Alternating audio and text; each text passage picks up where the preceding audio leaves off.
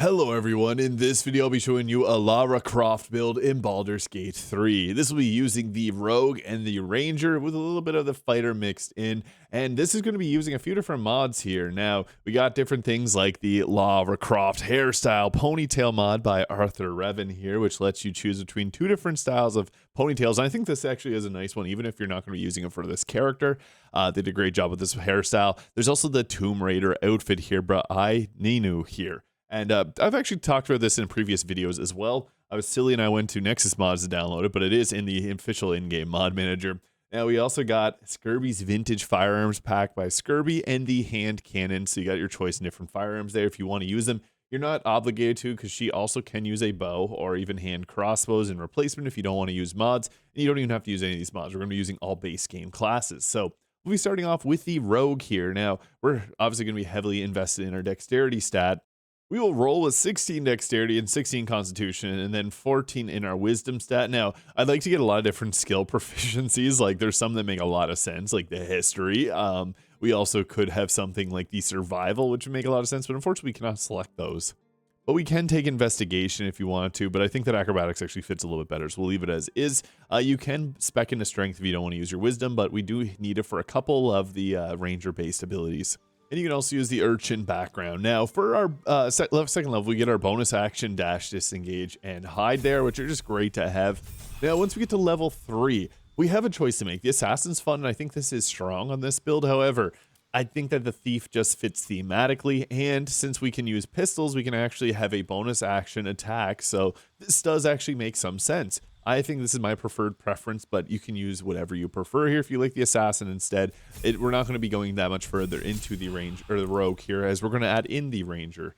As we get some pretty powerful abilities, you can get heavy armor here, although we're not going to be using that. But the bounty hunter is a nice ability here because we can use this to give the target disadvantage on saving throw against our ensnaring strikes. So this holds enemies in place.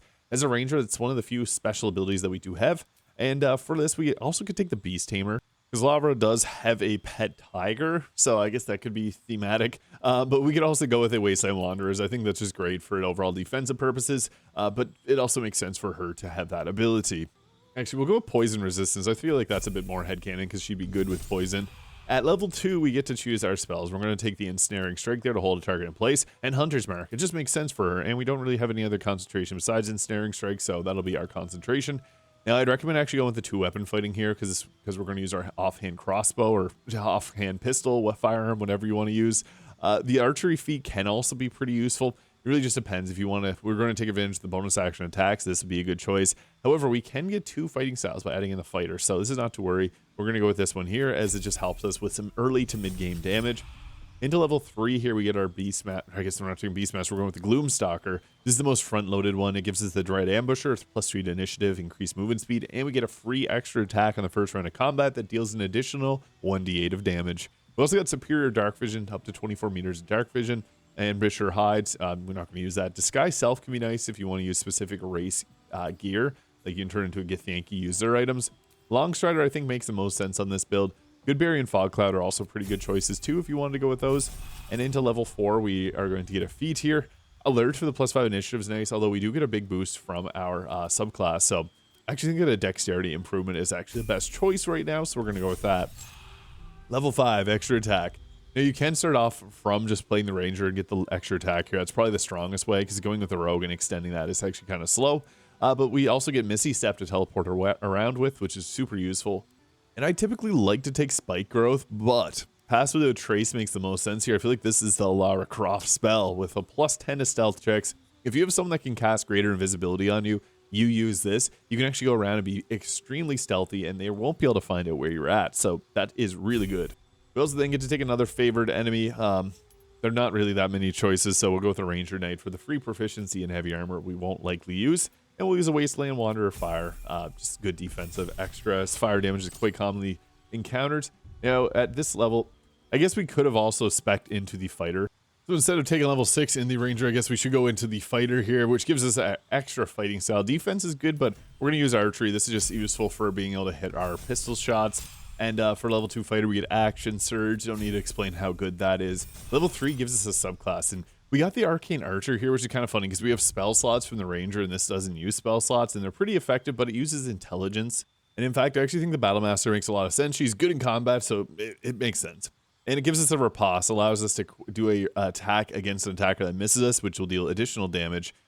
I think evasive footwork, I don't like this ability. It's not really that great, but it'll give disadvantage on melee attacks against you, so that can be kind of good. It uses a superiority die, and it makes sense for Lara Croft to have that ability. And we'll also go with Disarming Strike. I also think that this one kind of makes sense. So, not my typical picks, but it makes sense for the thematic purpose of this build. Now, we can really choose between these two. It's better to go with a fighter because it gives us 1 extra health point, and then we get to take a feat. Now, there's a really powerful ability we can go with the Spell Sniper, or not Spell Sniper, Sharp Shooter here, which will give a -5 to our attack roll with +10 damage. Now, the reason that this is so good is that our bonus action attacks receive this damage. If we use an arrow of many targets, they receive this damage. So it's a huge boost to our damage. When normally arrow of many targets will half your damage, it doesn't half this 10 damage. So huge boost to our overall DPS. As for equipment now, we're going to be using the Mask of Soul Perception here to help offset our Sharpshooter negative. So it's a +2 to attack rolls, which will help because we get a +2 from archery as well and a -5. So it's only end up being a -1 net. And then we also got the Deathstalker Mantle, which makes sense for this because it turns us invisible, which is really good. Now, this is the armor here. This isn't really that good of an armor to use. When the armor of agility is probably going to be our best choice there, giving us a big boost to our armor class. And it also makes it so that we can stealth and get a bonus to saving throws. And I also am going to boost the armor class further with the Wondrous Gloves. Like, I was thinking about what could work here, like the Baldur gloves or anything else. But I guess the deadly, or the gloves of the missile snaring here could work possibly. Legacies of the Masters with a +2 to attack roll and damage rolls. So I guess if you want to be more offensive, put this one on. If you want to be more defensive, use the Wondrous Gloves. And then for our boots, I really like the Boots of Stormy Clamor here. If you have the Illithid ability drain, because this is going to actually proc the reverberation and knock enemies prone, which is hilarious. Otherwise, the evasive shoes, which put your armor class up to 23. Now, one thing I really like on this build is the Eversight Ring. Now, this gives us immunity to blindness. Lara Croft is going to be good at being stealthy. So we want to use something like this, which will give us the ability to hide out in actual darkness, which we can use Arrows of Darkness to set up. And we also got the armor, or the Ring of Protection here, which will give us a +1 to armor class and saving throws. It's pretty good. Just giving us further survivability alongside the Amulet of Greater Health. Now I'm using just the pepper box, pistol, and the revolver. Your personal preference here for firearms from the mods, but if you don't want to use that, there's the Hellfire Hand Crossbow and Nair Mister. If you put Nair Mister in your offhand, that's 1d6 of force damage with a bonus action, which is nice. These are pretty decent. You don't have to use the weapon actions that come with these. Like, they do come with different attacks. You don't have to use them, but they're fun. And then for weapons, I have the Knife of the Undermounted King, which can sometimes give you advantage on attack rolls for some reason.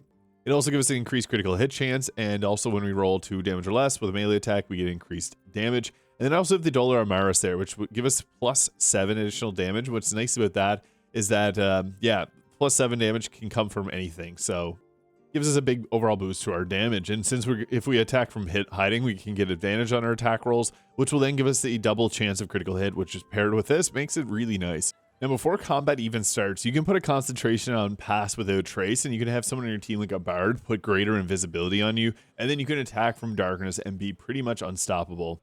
Even if you just have a scroll of greater invisibility, you can use this on yourself here. And I also have guidance and stuff that's going to boost this up so that we can actually just camp out in this darkness and be fine.